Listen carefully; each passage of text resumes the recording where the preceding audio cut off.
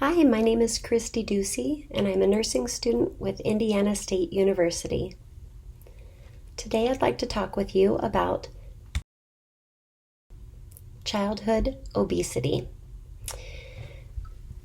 Did you know that Healthy People 2020 reported that 17.8% of children aged 2 to 19 were classified as obese in 2013 through 2016? The CDC reports an increase in obesity rates in 2017 through 2018 to 19.3%.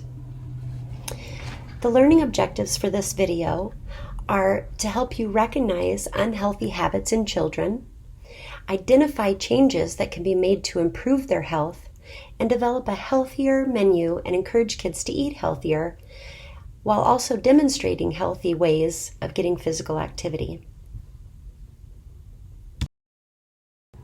At this point, please pause the presentation and take the 10-question quiz linked below, then come back and we'll finish the presentation. All right, welcome back. Well, we use BMI, or body mass index, as a measurement of fat and to classify someone as overweight or obese. Obesity is classified as having a BMI at or above the 95th percentile for growth. BMI is calculated by dividing the person's weight in pounds by their height in inches squared and then multiplying by 703. A healthy BMI range presented as a percentile for children is between the 5th and 85th percentile for growth. Inactivity and poor eating habits are the leading cause of rising obesity rates in children. The NCBI, or the National Center for Biotechnology Information, recommends interventions focus on diet and increasing physical activity. The Mayo Clinic recommends that parents set a good example, have healthy snacks available, offer new foods multiple times, choose non-food rewards, and be sure your child gets enough sleep. In this digital age where kids are plugged into so much media and electronics instead of getting outside and getting physical activity, we need to be aware of the time that's spent inactive and find a good balance. Here's an example of some very unhealthy foods. These are meant to be treats or the rare occasion, but it seems like that's what kids grab a lot if they're left to their own devices. And if we as parents eat this way, that's the example we set for our kids.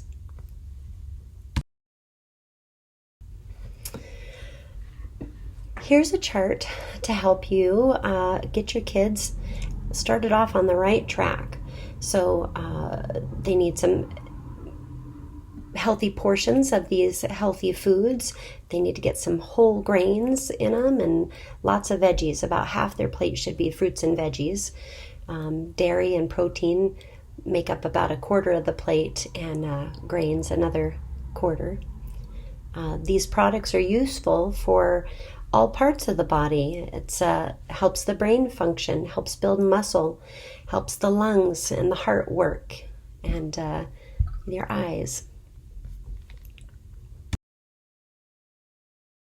Check out this BuzzFeed article on 13 clever ways to get your kids to eat more veggies.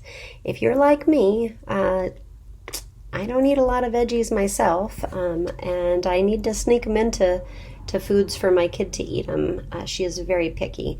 But this article has got some great ideas on how to work beans into the brownies, using cauliflower as a starch substitute, all kinds of clever ideas.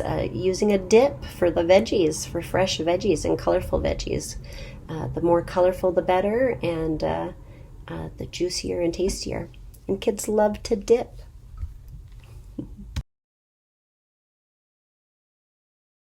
So in addition to eating better, making healthier choices, we need to help our kids stay active. We should get outside as a family and kick that ball around. Get out for a walk. Or go for a bike ride.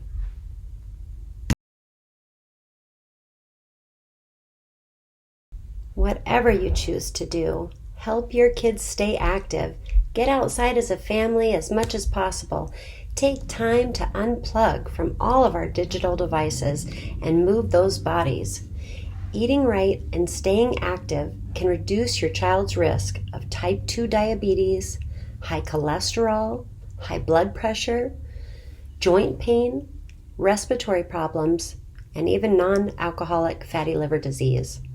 Obesity often leads to low self-esteem, depression, heart disease, liver disease, kidney problems, eye problems, and nerve damage, as well as osteoarthritis. So you can see, moving is very important.